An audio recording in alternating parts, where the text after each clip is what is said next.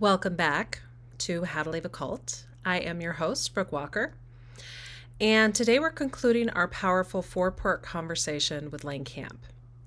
In this final episode, we're going to pick up where we left off, in the quiet tension between knowing something's wrong and doing something about it. Lane takes us into a deeply personal journey of separating from the belief system he was born into and the community he wants to help lead. We talk about the moment it became clear that it was time to go, not just for him, but for his family, the planning, the risk, the fear, and ultimately the first steps toward freedom. This isn't just the story of leaving a group. It's a story of unlearning, healing, and rebuilding a life that wasn't chosen for you, but finally one that you chose for yourself. Before we wrap up this final conversation with Lane, I want to share a passage from the book that he's working on. So this is a moment from his childhood written in his own words. This chapter takes us back to the early years, before questions, before rebellion, before the cracks began to show. It offers a glimpse into what it felt like to grow up immersed in the teachings, expectations, and daily rhythms of the group, when everything still felt normal because it was all new. It's a powerful reminder that cults don't always begin with fear. Sometimes they begin with belonging and family. The ectoplasm rebirth. The conference auditorium in Sun Valley, Idaho was packed to capacity that day, capable of holding hundreds, and it did. My father, Stephen Kamp, stood just outside the entrance with an assistant orchestrating the chaos as a steady stream of people lined up to pay their $25 entry fees. They were here for their first group ectoplasm rebirthing session. Their guide, an unlicensed, uncertified rebirther who happened to be dead, Dr. Palvan Duran. Stephen snatched the wad of cash from a couple, quickly stuffing it into the box without so much as a receipt. He offered only a curt nod before ushering them through the door. His chatter was minimal, his focus laser sharp as the line of eager attendees shuffled forward, cash in hand. "Lane," he suddenly barked, snapping me out of my daze. "Go get your mother from the room. We're ready for her." I bolted through the sprawling resort, weaving through pathways and clusters of vacationers until I reached our room. Throwing the door open, I found my mother perched on a bar stool at the kitchen counter, a half-empty lemon-twisted vodka in one hand and a cigarette in the other. "Mom, Dad said he's ready," I announced breathlessly.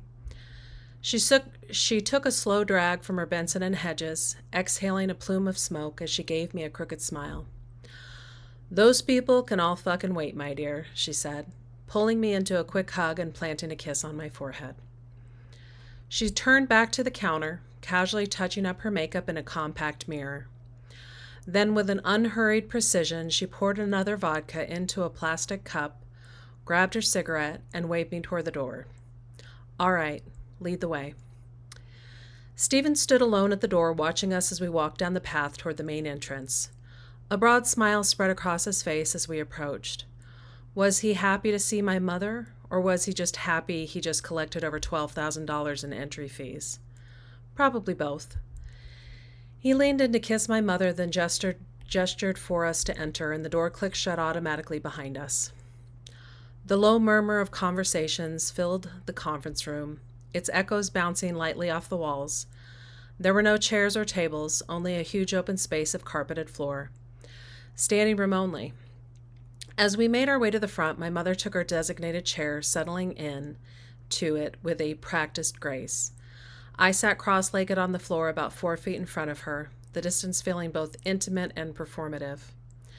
Stephen raised his hands, his posture reminiscent of Moses parting the sea, and called for everyone's attention. "Focus, please focus, quiet, everyone, find a space and sit down." At his command, the room shifted as hundreds of people dropped to the carpet, clutching their pillows and blankets. Some sat cross-legged, others reclined flat on their backs, the rustling fabric punctuating the setting's quiet. "Let's begin with a moment of meditation," Stephen instructed. "Close your eyes, focus on your breathing, and listen to the silence." The hum of conversation evaporated, replaced by the stillness of a collective breath. As the room fell silent, Stephen whispered an aside to a nearby staff member. "Please ensure all doors are locked and secured as you leave, and point me to the light." An assistant moved toward the light controls, dimming them slightly. Stephen pulled a chair next to my mother and sat down. The glow in the room softening, but still bright enough to see across the expanse. My mother took a breath and began to speak, her voice warm and commanding. Hello, everyone, and welcome. For those of you who don't know me, and for those of you who wish you never met me, she paused, flashing a sly smile as the room erupted in laughter. My name is Lane Kamp, and I am a dead trans medium. She adjusted the small blanket over her lap, her tone growing more serious. I first met Dr. Duran when I was 9 years old. He materialized for me in my front yard and told me that one day I would become a medium. He said he would use my body to bring the teachings of God to earth and to remind humanity of a profound truth. There is no death and there are no dead. Her voice carried an almost hypnotic cadence, drawing everyone in. Dr. Duran's last physical embodiment was over 400 years ago. He was a bone doctor in London, England. She paused, allowing the weight of her words to settle. I'd like everyone to find a space where you can lie down and get comfortable. Let's do that now, she instructed. The room rustled as people shifted and adjusted, preparing for what was to come. She continued, her voice steady. We're going to shut off the lights in a moment. Together we'll sing to raise the vibration in the room, which will allow me to leave my body as Dr. Duran enters. At her signal, the lights dimmed further until the room was cloaked in a comforting darkness. Take a few deep breaths, she said softly. Let's begin with 3 ohms. The low, resonant sound of voices chanting Om filled the air, vibrating through the space like a single pulse. When the sound finally faded into silence, my mother spoke again. Now we will sing Praise God to the tune of Amazing Grace. Lane, she said, start us off. After several repetitive verses of Praise God, rising like a thunderclap, a loud voice with a slight English accent broke through the singing. The room fell silent as the voice took over. Good evening and God bless you. I am Dr. Paul Duran. I will not bite you. Laughter rippled briefly through the room before the voice continued, its tone warm but commanding. Tonight, my children, we will become one family. Brothers and sisters. There is no blood, there is only the spirit. We all come from the same cookie dough. We are already perfect, part of the Great Spirit. Dr. Duran's voice softened, becoming almost reverent as he spoke of the eternal nature of the soul. There is no death, there are no dead. We have all shared many lifetimes together, but we are caught in the endless cycle of reincarnation. To escape this, we must overcome our karma in this life. Only by walking the righteous path can we liberate our souls and return to the oneness of the Holy Spirit. His lecture flowed seamlessly into instruction, guiding the audience on how to breathe deeply and rhythmically. Breathe in the ectoplasm, he urged softly. Cleanse your soul of ignorance and hate, and become one with your brothers and sisters in the Great Spirit. Find your inner child, rediscover your innocence. The rebirthing session continued, Duran's voice alternating rising and falling in a hypnotic rhythm, his words casting a spell over the room. Then something happened that I had never seen before. My mother, or Dr. Duran, depending on what you choose to believe, rose from her chair slowly and deliberately, and she began to walk through the room. She moved with care, weaving through the sea of people lying on the floor, never stepping on anyone, all while Duran continued his soft, rhythmic lecture. After a time, she, or Duran, returned to the chair. The session continued for another 40 minutes, and the room immersed in deep breathing and whispered guidance. When the time came to close, Duran's voice filled the room again. Now, he said gently, open your eyes, slowly, sit up, my children. We will take a moment to reflect, and then I will answer your questions. He gestured for an assistant. Please crack a door slightly to let in a bit of light. The assistant obeyed, and a thin beam of light cut across the room, casting a haunting glow over the gathered crowd. Let your eyes adjust slowly, Duran instructed. Can everyone see me now? A few murmured yes in response. My mother's body remained in the chair, her head thrown back, face tilted toward the ceiling, her posture twisted in an unnatural way. Yet Dr. Duran's voice carried on seamlessly as though nothing was out of the ordinary. He cracked a few light-hearted jokes with Rob and Phil, drawing faint laughter from the room before turning his attention to the audience and inviting questions. As the Q&A session began, I quickly lost my interest. The monotonous back and forth felt endless, especially to a restless child. I stretched out on my back, staring at the dim ceiling, letting the voices blur into a dull hum, before long boredom gave way to sleep, and I drifted off amidst the muffled sounds of the room. And now that completes that chapter, and then we're going to move on to the rest of the interview with Lane Kamp. Thank you guys once again for being here, and I hope you enjoy.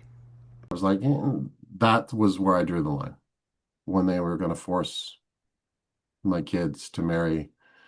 I think Stevie was going to be with Jeffrey, and I mean they were now pushing to have that my generation with to get those kids married off into little groups where they could you know have their claws basically into your dad's money.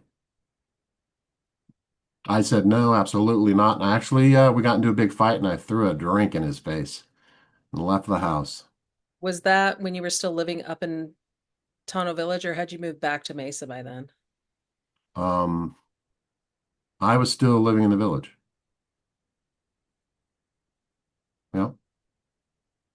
So then, I owned the house across in the backyard of the office, the acreage behind the barn. behind the barn, yeah. So what happens when you did, so you're mentally leaving, but you were still around for a while because then you guys moved back to Mesa and started the school. Yeah, that was my out.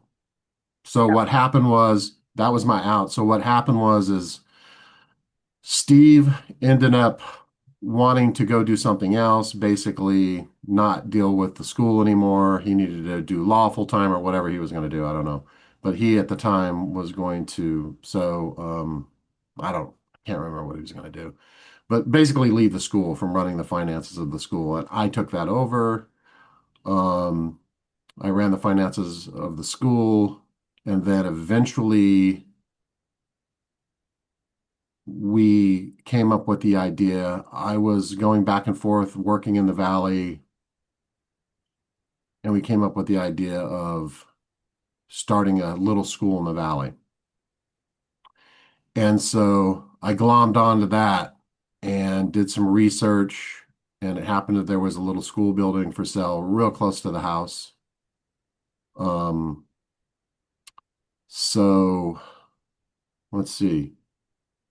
I ended up convincing my mom to convince the board to vote yes. And then the deal was financially that that would be our school down there, me and my wife's. We would create and run with that.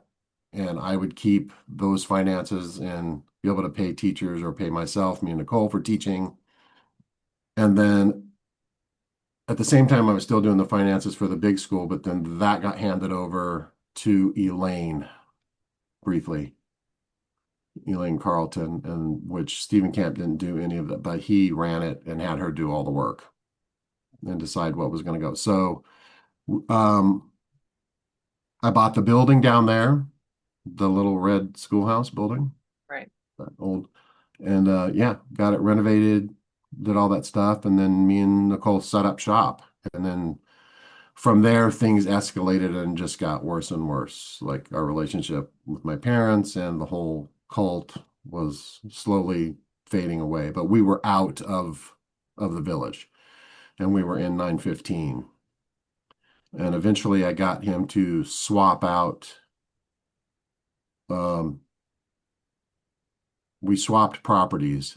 He signed 915 over to me and I signed something over to him. We made some swap. Okay. So I had that house. And yeah, we started living our life, and we were helping. That's when, yeah. God, how old were the kids then? Sam was at Keno. So yeah, the kids were just getting into like junior high. Right. So they all start going to public school, so they're out of all the Yep, they're out of all the hubbub, all that stuff. The chess kind of thing had been done. Um, and they started to do their lives down there in sports, right. which is where they were talented actually. Yes. So yeah, but that was the out of here moment when I could get the little school going. Eventually that got pushed. We knew it was going to end at some point. We were just waiting when they would pull the trigger.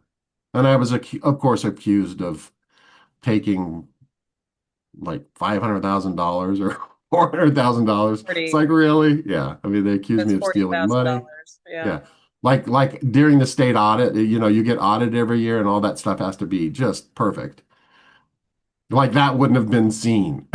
Like, you know what I'm saying? I mean, it was just ridiculous. But people believed it. So I had, Well, that's the people way that, it was. yeah, I I mean, mean, if my mom and Gary Moore and whoever else was involved in that little fucking thing that they did, accusing me of taking money, I mean, people heard that and you know.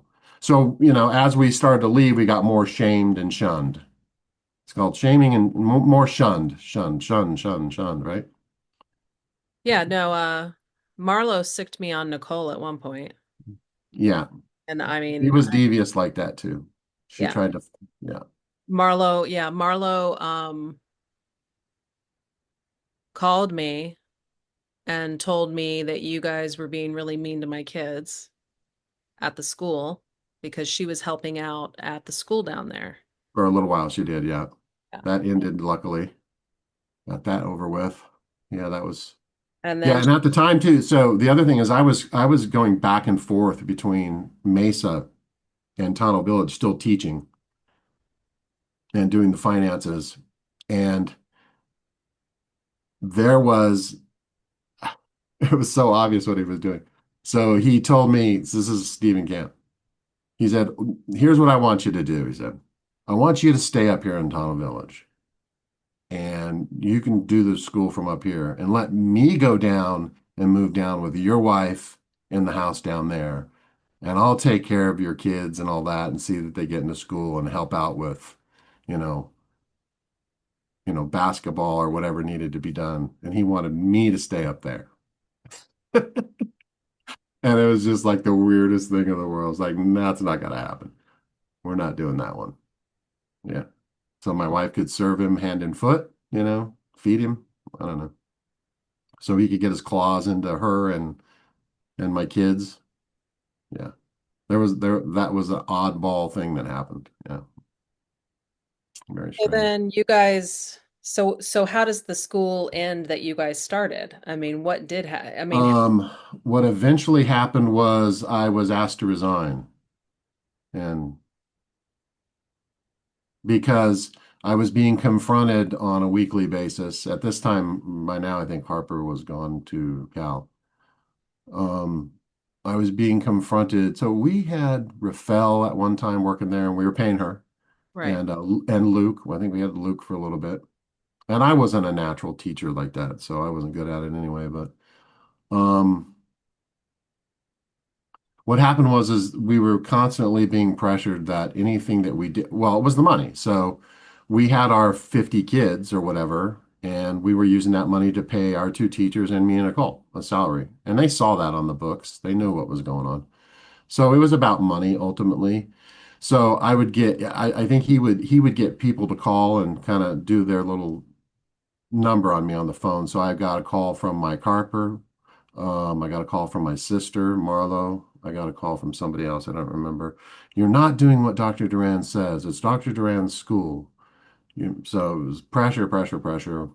They were basically wanting us to basically leave and hand it over or give him more money, is the way I took it.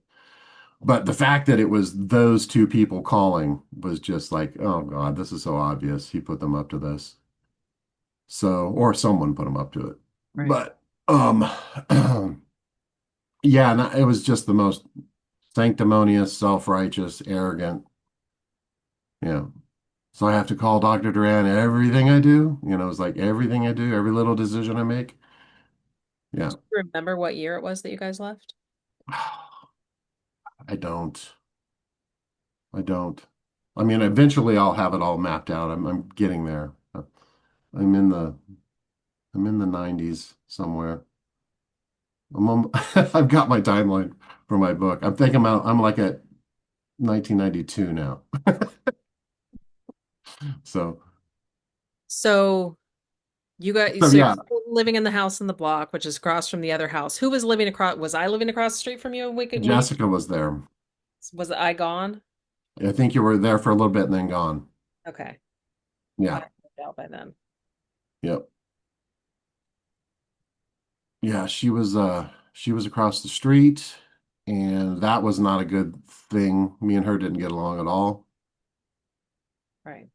So there were issues there. Yeah, I was in the middle Um, of that a lot too. yeah, Well, I mean, everybody was in the middle of everything, but yeah. like, So eventually what happened was they asked us to resign. And now the housing crisis. So we're in '07, '08 by this time. And I rented the house out and we moved off the block. okay. Yeah, I rented 915 out and we moved and um found jobs. Yeah, Nicole because started. you don't have jobs, you No, we had can't nothing. sell the house because yeah, so it would have been like 2007, yeah, or Yeah. whatever. The house isn't worth anything now. All this, I'm sure it was leveraged too, so sure there wasn't a lot of equity in it. No, it had Knowing fallen from its knowing the value. way the village or the way Yeah. finances had been done. So yeah, I ended up renting it and then or renting it out and then we rented another house over near Stapley so that we could have the kids close to Mountain View. Um, and let's see, Nicole found work right away, pretty quickly. And that's when yeah, there were a few times we let them see the kids one more time. They came over, and that's when I had my conversation alone with my mom on the back porch of the house that we rented. That was And what was in that that conversation? was when she broke down sobbing and said she didn't know what to do. I confronted her about it. She said it wasn't our intention to start a cult. I wanted all these people to leave, blah, blah, blah, blah, blah. And I said, I don't care about it. I mean, I already knew kind of all that stuff, but I didn't, it was maybe not her as much, but Stephen Camp, I think, definitely knew,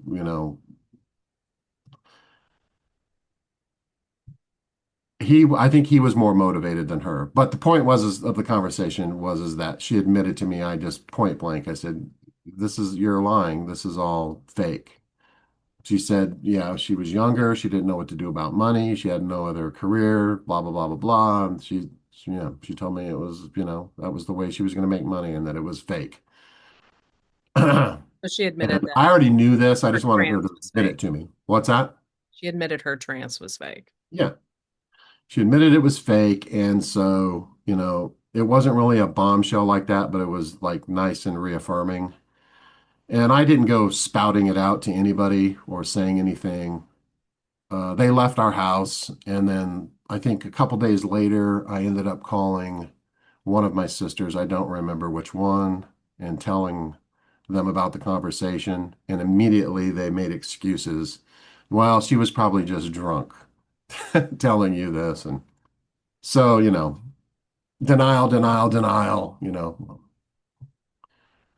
She tells the truth all the time to you guys, for 25 years, and now she's not telling me the truth. She happens to be lying this one time. She's telling the truth. I knew my mother, yeah, I lived it. So I knew when she was lying or not, and when it was a fish story, a tall But what tale. was it like then after that? Like you've grown up, you've been in this environment Well, your entire life, everybody you know, your belief system, your family, like it's yeah. your kids at least, but So it was devastating because it's like the sunk cost, right? which is the sunk cost fallacy. It's like, I mean, we lost everybody. Yeah. So all of the relationships were severed. There were a few people that I still talked to that were my little spies, so I did know what was going on. We had some couple of women that we were in contact with that were single women in the community up there, still living up there that I could call or email and just to check in and see what was going on. I did that a few times just because I was curious about some things. But yeah, it was horrible. I mean, so we lost everybody. So just imagine that, right? So and the really the hurtful thing too is like I never got a phone call or a letter or any communication from anybody who professed to care about me at all, including my sisters and my brother-in-laws. I mean, none of my family reached out to me at all. Like for the truth, like what's going on, they didn't say a fucking thing. We were totally left alone, not communicated to. Yeah, it was ugly like No, it's that. horrible. So I immediately started educating myself. I just dove into books. I dove into things online, learning about cults. Nicole did kind of the same thing. Um, yeah.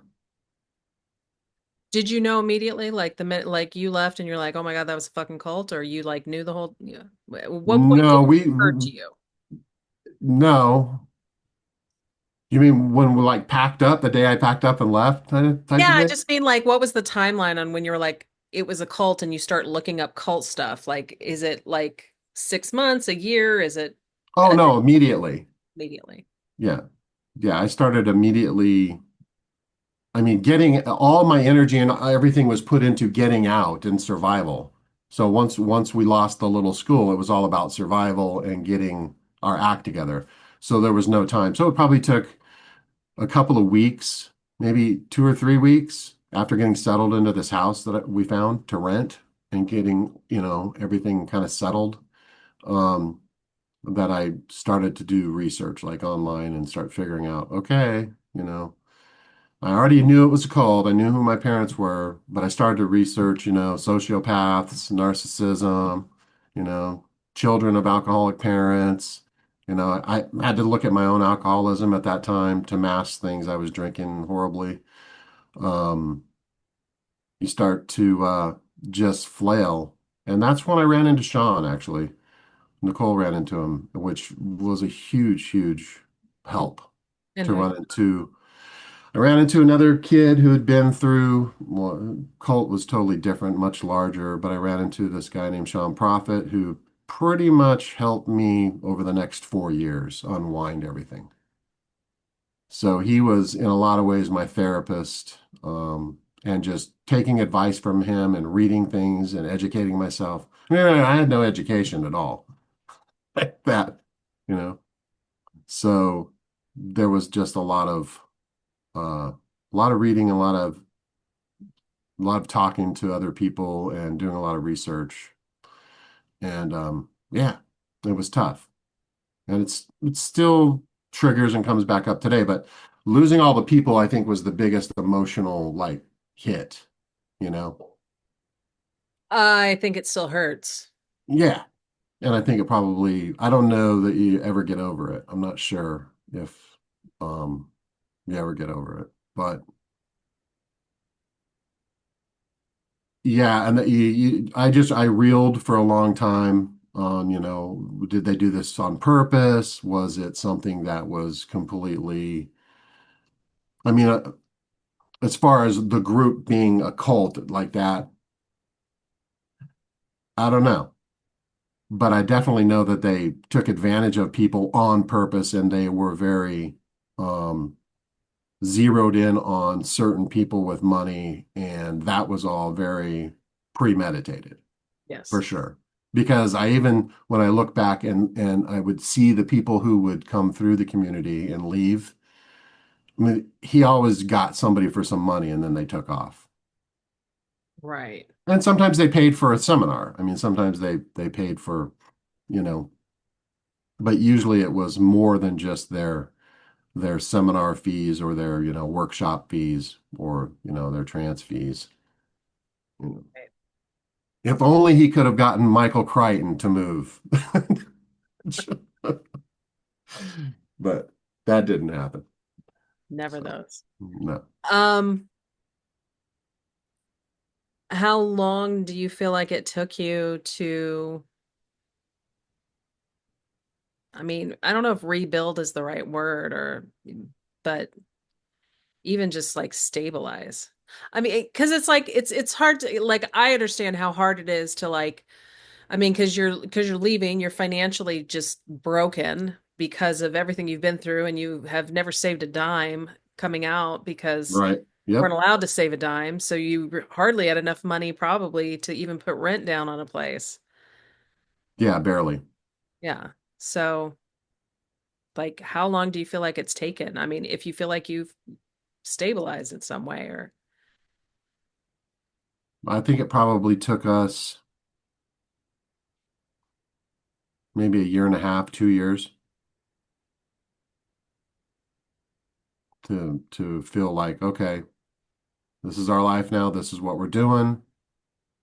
And that was one of our big motivations as well. Is like we're not having our kids go through this.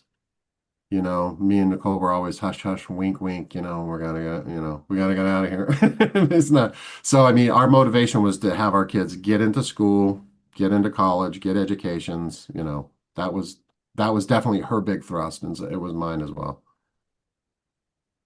so what are the tools that have helped you having gotten out? In Like what if way? you were going to What? give advice, if you were going to give advice to other people on what you should do and I don't think that you can tell anybody to get out of a cult because I don't think you get out of one until you just get out on your own for whatever reason. But Right. once somebody's gotten out, is there, from your experience, what was helpful to you outside of obviously the education that you were talking about, that, understanding what cults are and how they operate and, getting that, like, what are the other things that have been helpful for you guys to rebuild and even change your mindset? Because I mean, being grown and being raised in it, I mean, Yeah, it's been an unwinding process, and I still unwind and go through things and think about things. So it's not over in that way. Um, it's better now. I have a lot of PTSD from living in the cult. Um, the emotional pain and all that kind of stuff. So what helped me? So the first thing that helped me was reaching out and finding someone else who had been involved in a cult. I mean, that was really the first thing. So if you're in a cult and you're trying to leave, I mean, it's like you've got so much sunk into it. You've got to figure out a way to sever it. And severing it is better, right? All the costs, all of that time and energy and love and relationship stuff with people, all that stuff, you're gonna have to just sever it and go for it and get out. And it's worth it on the other end. The chains fall off once you get out. You start to see clear picture you can see the bubble that you were in. yeah, And you can't see the bubble while you're there, for sure. So I mean, I just don't know what to tell you exactly other than when I got out, the first thing, I mean, me and Nicole started doing research and she found this guy and we started reading his work and seeing what he had been through and then talking to him and I reached out to him and it was just like a whole new world. It's like, oh, this is who my mom is. This is what, I mean, it's really hard to come to terms with your mom's a frickin' sociopath or a narcissist, especially then your stepfather, right? Is a But I think it was more difficult for me because I was indoctrinated in a spiritualist kind of thing. It wasn't, I mean, it was my whole life. I mean, my second, you know, my stepfather was the same thing, Len Martin, and he was a trance medium. I mean, I was just so raised in it that, but it never was ugly. It wasn't cultish or cult-like living, growing up hippie kid, you know. spiritualist hippie kid, believe in spirits and trance and magical thinking and talking to spirit guides. None of that stuff was ever that horrible until my mother married Stephen Camp. Then it got ugly. It got ugly once she married him, and it was about money. When their relationship, I mean, she was the talent. She was damn good at what she did, and he was the manager. And he checks off, what's that book, the DSM, some manual, Yeah. or I forget the name of it. I mean, he checks off all 10 boxes. The guy's, he is a narcissist. I mean, tell me one time you saw the man cry. No, I've never seen him No, cry. I right. think No, he's an no absolute. empathy, nothing. I mean, so, and I think a lot of it she knew she was trapped in. You know, she was trapped in a lot of ways too. But then, I have a story. I have a story that I've never told people about when, she could have taken off and left with just Steve Wrench and Marlowe after they had married, and we almost did. We drove around looking for houses, and she was going to leave them. I mean, that happened. Really? Yeah, I drove her around in a car. There was moments like that. There was a few moments like that. And we were just going to take off, and Steve was going to buy a house. He had money up the wazoo, you know, and yeah, so there was that. But anyway, so I kind of went off on a little tangent there, but um, yeah, money, man. It was about money. She was the talent. He was the manager. He was a grifter. He knew how to get people, and he was good at it, Yeah. manipulating people. He had learned it from, you know, very educated, he went to college, whatever, went through all that stuff. It didn't occur to me um until more recently how much he treated everybody incredibly differently. Yeah, He completely. very obviously favored people, and there was definitely a huge hierarchy, even though there was this. It's funny because everything they said that there wasn't, there was. It was like, oh, we're not this, and Oh no, you were supposed to overcome hierarchy and your ego and you were supposed to be selfless and it was, I mean, that worked. They were at the top of the hierarchy. That's all there was to it. I mean, they were at the top of the food chain, right? And it was bullshit. They taught everybody else exactly what they were doing. And it made it easier for them to control everybody that way. yeah. Put them in their place underneath you, right? And I felt like that was one of his key things, was to tell you what it was he wasn't doing that he was doing. Oh, yeah, Like, absolutely. you know, Yeah, it's not a cult, and here's all the reasons why we're not a cult. I mean, it right. was talked about all the time. So, Yep. Um, all the people with money or potential, if you were a potential breadwinner as a man, you were kept close and he kept you closer. Um, yeah. if you were a man, he kept you closer. Yeah.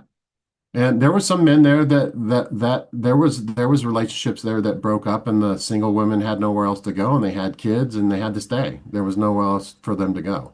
I mean, when Scott left, he left how many kids? I mean, there was 9. I don't really, I don't yeah. know the number, but I was close to. So those women who ended up staying there with a lot of kids to support and things like that. I mean, at first I mean, what were they going to do, right?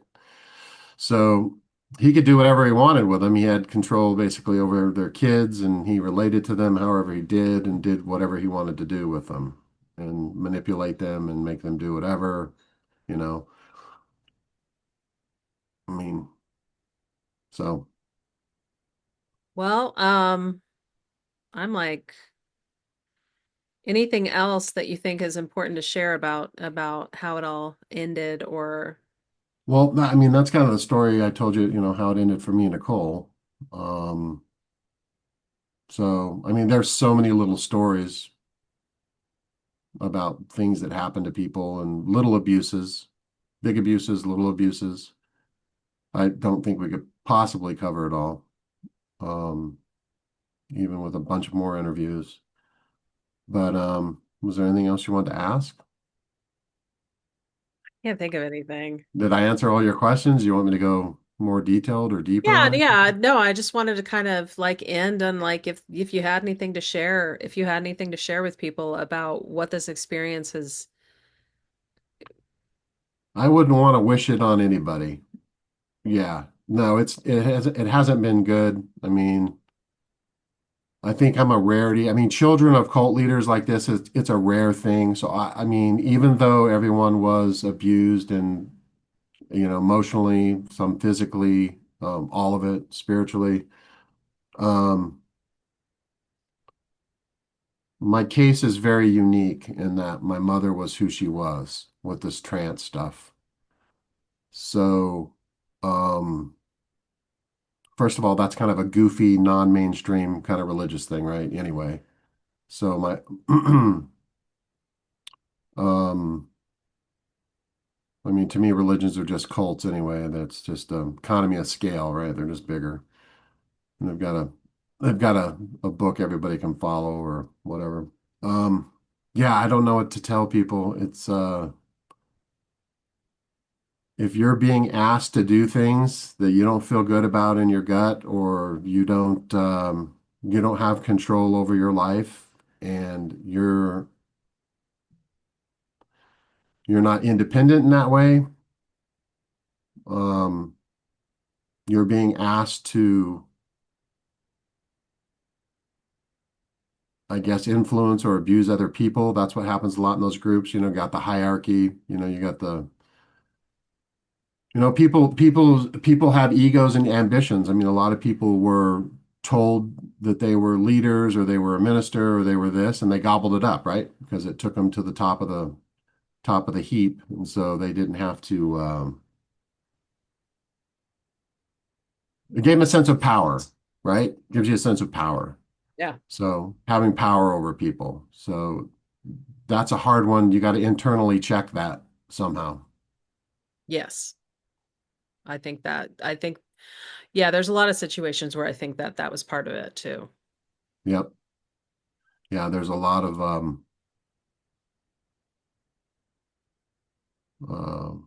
what can I say?